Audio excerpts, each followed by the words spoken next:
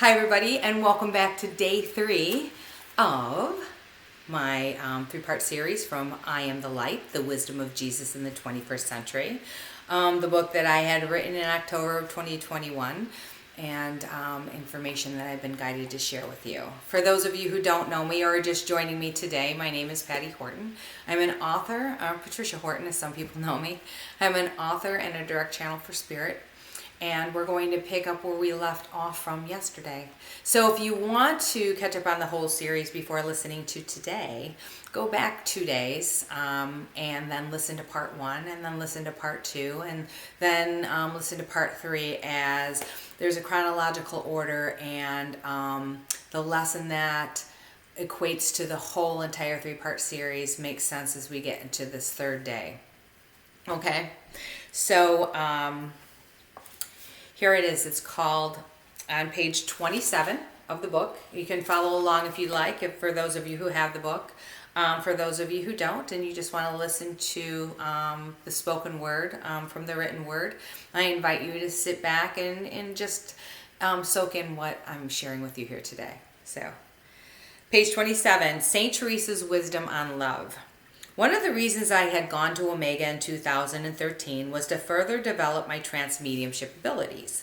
Trance is an altered state in which the medium allows the spirit people to briefly use their bodies and their voices. In other words, the medium allows themselves to become the vessel, free from the interference of their own mind, through which the spirit people can be seen and heard from in this world. This is an energy exchange, a sacred communication called the blending of minds. This form of mediumship requires the medium to surrender, and it takes years of practice and dedication. However, those who become seasoned in their craft can offer people in the seance room a truly sacred experience. The message I am about to share with you was channeled through me on day 3 of the workshop, and it has stuck with me ever since.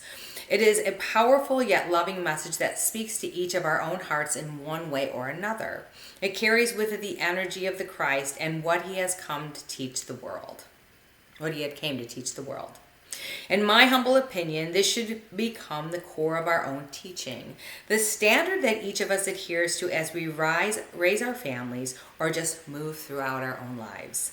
Please know that wisdom appears in all forms.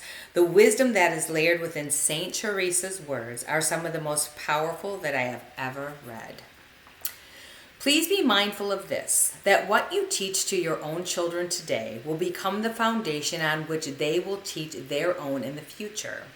Plant the seeds of love within their own hearts now, and they will surely know peace for a lifetime. It is through your own understanding where you must apply these principles. It is from here and where each child must be given order and discipline to learn from.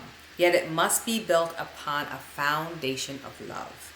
For if it is not built upon love, then that foundation will surely crumble beneath their feet. Channeled message from St. Teresa, August 22nd, 2023. Author's Reflections. As I reflect on the day, I can tune into the energy that I had decided to dwell in during that time. This particular message came through while we were sitting in the power. People were asked to share what had come to them and from whom. This was when I said, no way. I will not share my experiences only to be scolded once again. We only had a half day in workshop that day because there would be a trance demonstration in the evening. The tutor said that they needed the rest, so we were left with the afternoon to do as we wanted. At lunchtime, I found myself sitting alone. As I ate, I said to my counsel and to God, why have you brought me here? You told me that something magical would happen. By the time this evening comes, you better show me why I'm here or I'm going home. All I can say is, when you ask, be prepared to receive. That evening, I had arrived early for the demonstration because I wanted a front row seat and some time to reflect in the space. There happened to be another student there, and he was watching a woman set up the stage area. When I asked what was going to happen, the woman said that the English tutor was going to go into trance, and someone from the audience would be picked to sit in the chair before him. The American tutor, she added, would be picking the person. One lucky person would be one-on-one with the trance medium and receiving a message from the entity he was channeling. Before I knew it, I was declaring out loud in front of these two people that I was going to get picked. And I said, "Do you hear me, God? I need you to put me in that chair." I said it just like that. Soon people began to pour in until the room was filled with more than 200. I did indeed get what I thought was a great front row seat, only to be shocked when the followers of the American tutor sat down in front of me and the other people in my row. Incest. I said to one of my classmates, "Isn't this something? He is setting it up so that one of his own gets picked." Then a woman from our class came out of nowhere with a chair in hand. She placed it right next to me, blocking the aisle before the demonstration began. Now, there was the one aisle, and I happened to be sitting on the edge of the aisle. And the other classmate that was there early was sitting on the other side of the aisle, and there was an open space to walk in between the chairs. Okay, and there was only one aisle. Then a woman from our class came out of nowhere and placed a chair and had a chair in hand. She placed it right next to me, blocking the aisle before the demonstration began. So there was no way for anybody to walk up and down the aisle any longer. This woman, and as I reflect on this, she used to get under the American tutor's skin, and she asked so many questions, and he would get so frustrated with her, and they would bicker back and forth. And it was interesting, of all the people that she picked the chair and she sat it there. It was like she wasn't going to be denied her front row seat. So the American tutor, oddly enough, ended up standing in that aisle, unaware of the dynamics that had changed. It wasn't until it was time to choose an audience member that he realized he could not pass by. We all had our hands in the air, hoping to be picked. He stood for what felt like an eternity. Then I felt a hand around my wrist. I was being pulled from my chair. It was me. I was picked to sit before the English tutor as he sat in trance. What happened next would change my life forever. Yes, miracles do happen, and what the channeled entity spoke to me about was my purpose and how my voice was key to fulfilling that purpose. He told me who I was and what I had incarnated to do this lifetime. He told me many things that I do not wish to share at this time, but I want you to know that I have tried to honor my purpose through the work that I do. I left that seance room feeling lifted like never before. I also felt the eyes of many people on me. The next day in class, everyone wanted to talk and work with me. What a stark contrast from day one. Not everyone was pleasant, however. One of the American tutor students actually came over to me and stated in front of other classmates that I did not deserve to be picked because that seat was promised to her. And I remember it clearly. And she was with her father, and she looked at her father and said, "Right, Daddy?" It was another arrow shot in my direction, but the messages received during my first 3 days and on that particular evening had taught me how to overcome. That was a part of the gift for me, part of the magic promise to me. This was when I discovered that I had even more confidence to share the words of Jesus from a platform supported by my own words and spoken in my own voice. This book of record becomes a fulfillment of my purpose. Today is a great day to find your own voice and to honor what pours from you. Purpose comes in many forms. Find your own purpose and you will find fulfillment in your journey. So on this third day when this had happened, it actually happened around a lunch table.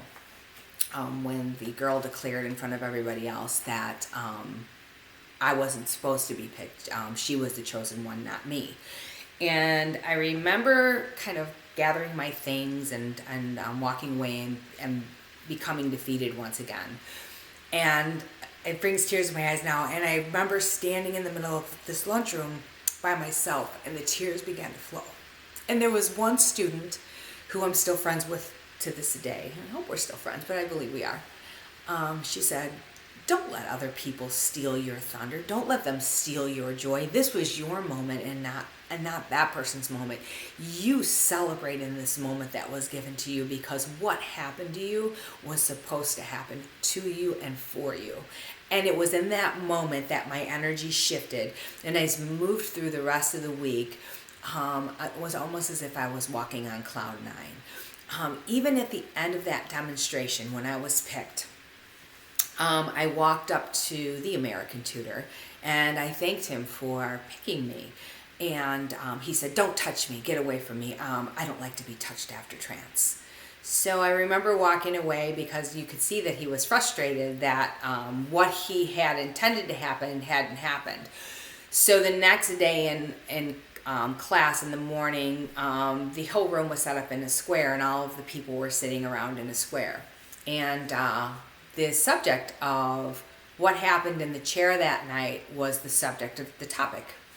So one thing I learned from my teacher, Miss Jackie, was when you're sitting before anybody in the trance state, any trance medium, send them energy and you become a power pack for them and you uplift them. So the minute that I sat in the chair, I outstretched my arms, I fell into a deep place of gratitude and I sent the trance medium, the English tutor, all of my love, all of my energy, thanking the spirit world and God and for being able to sit in that chair and supporting him as he moved into a place that really taxes the physical energy of the person.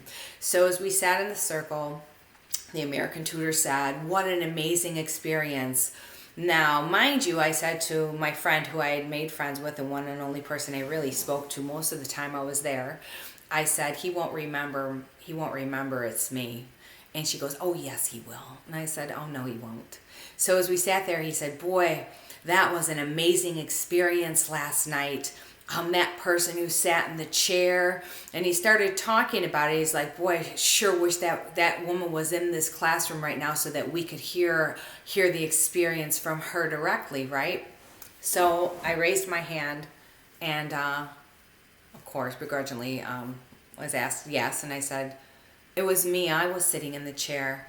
I was the one who you picked to sit in that chair." So before that happened, the English medium said, "I'd never felt so great after trance before. I felt I wasn't tired. I felt energized. I felt wonderful. I was actually able to communicate and talk to people. It was very out of the ordinary for me." And he said, "Well, my American tutor friend had told me that while I was doing my trance that he was sending me healing energy and energy to uplift me and support me."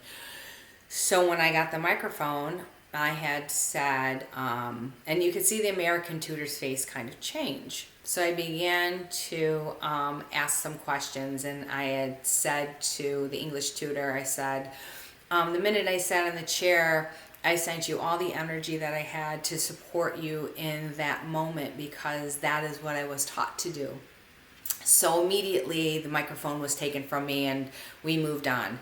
So at the end of that class at lunch break, I walked up to the American tutor and I said, I tried to speak with him about what had happened. And he looked at me, he told me, "It was unnecessary for you to send any kind of healing energy. That's not required." And so he completely tried to pull away or take away what I had gifted and given of myself to support the man in trance, where the man in trance was deeply grateful for it. And then I just kind of said thank you and walked away. But it was in that moment where I knew that the only way that he was going to get my power or take away my joy or take away anything from me is if I allowed him to. I wasn't going to allow him to validate the words that were given and gifted to me through that moment of trance. So if you want to find out what that is, I'm going to share it tomorrow. So it will be a part 4, but it'll be a part 4 as a bonus part 4. So if you want to tune back in and find out what was said to me in trance, I'm going to share it for the first time public, words that I've never shared in public before, because they're very sacred words, and it was an honor and a privilege and a humbling experience, and so it's something that I don't often talk about. So again, thank you for joining me today. And if you do want to find out what was said to me in trance and who appeared in trance and that whole trance experience, join me tomorrow for part 4, and I'll share that with you. Have a great day, everyone.